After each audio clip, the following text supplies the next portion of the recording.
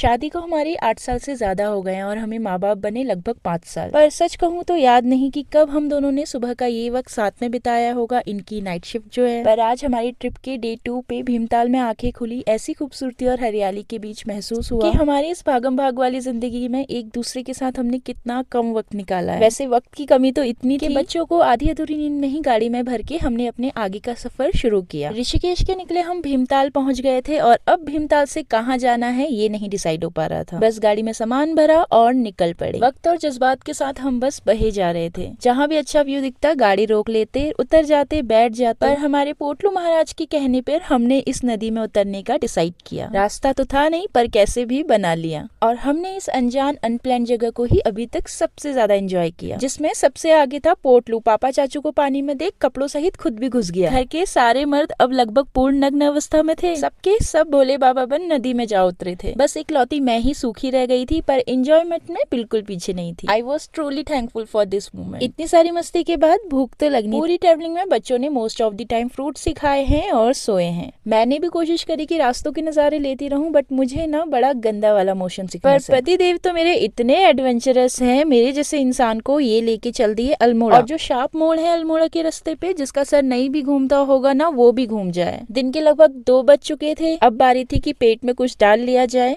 पर हम तो बस अल्मोड़ा की खूबसूरती से ही भरे जा रहे थे। एक आम से मोमो पॉइंट पे बैठ के भी आप इस तरीके के खूबसूरत नजारे ले सकते थे। यही तो खासियत है हमारे पहाड़ों की, यहाँ की खूबसूरती और यहाँ का खाना। आय हाय, ऐसे घुमावदार रास्तों के बाद जो मेरा सर घुमा था, ये नूडल खाते ही बिल्कुल अपनी जगह पे आ गया। बाकी मोमो तो मेरे फेवरेट है। इतनी ज्यादा एक्साइटेड हो गई कि पैदल ही सड़कें नापने चल दी। हाँ, कभी आप लोगों का रानीखेत अल्मोड़ा आना हुआ तो इस फूड पॉइंट पे जरूर से रुकना। बाकी डेस्टिनेशन थी हमारी कौसानी, जिसे इंडिया का मिनी स्विट्जरलैंड भी कहा जाता है। और यहाँ के रास्तों से अंदाजा आप बिल्कुल लगा सकते हैं कि ऐसा क्यों। बिल्कुल रोड के किनारे किनारे नदी, नदी के किनारे पहाड़। फाइनली हम पहुँचे कौसानी और रूम बुक किया। इस बार हमने एक ही रूम लिया था जिसमें 2 बेड्स थे। और साफ सुथरे रूम्स देख के सबसे ज्यादा एक्साइटेड हो जाते हैं मेरे बच्चे इन्हें गंदा करने के लिए। लगभग शाम के 6 बज चुके थे और सामने नजारा कुछ ऐसा था। पर मेरे पतिदेव, इनका तो यहाँ भी ऑफिस नहीं छूट रहा था। पूरा दिन यहाँ बस पहुँचने में ही निकल गया, तो सिर्फ डिनर किया और सो गए।